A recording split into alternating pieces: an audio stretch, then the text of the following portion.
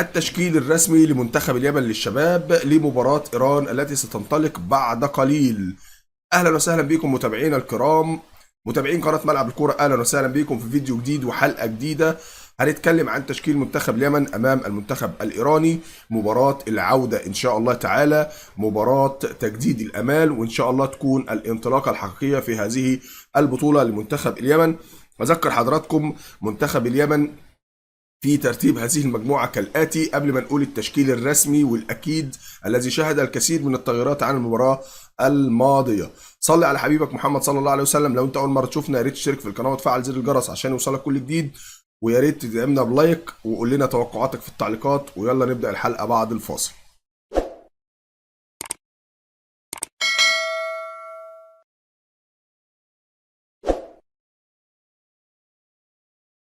بذكر حضراتكم المنتخب اليمني يتواجد في المجموعة الثالثة التي تضم إيران وأوزبكستان واليمن وإندونيسيا، وبعد الجولة الأولى أصبح الترتيب إيران في المركز الأول، أوزبكستان في المركز الثاني، كل منهما ب3 نقاط وفارق النقاط لإيران. منتخب اليمن هزيمة من أوزبكستان 1-0، وإندونيسيا هزيمة من إيران 3-0. يتواجدان في المركز الثالث والرابع. إن شاء الله الانطلاقة اليوم لمنتخب اليمن بإذن الله تعالى. المباراة ستنطلق 2:03 ظهرا بتوقيت السعودية واليمن.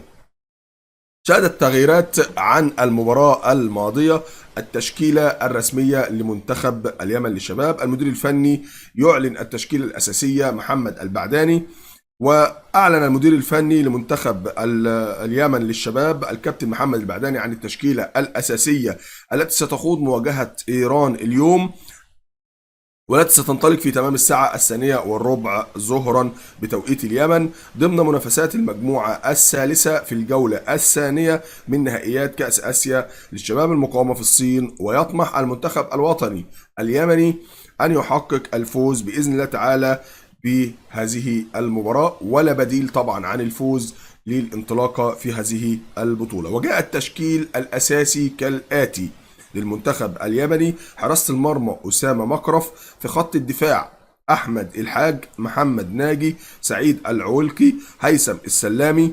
في خط الوسط أنور الترويكي، محمد خالد، عبد الله حيدان، محمد العقيلي، عادل عباس. أما المهاجم الصريح هو النجم المتألق عبد العزيز مصنوع. في دقة الاحتياط يتواجد وضاح أنور، مروان معاد، محمد الهندي، هشام عواض، عصام رضمان، محمد وهيب، حسن الكوماني، أسامة الصياد، أسامة المطري، عبد الرحمن خضر، عمر الكسيري، محمد البرواني.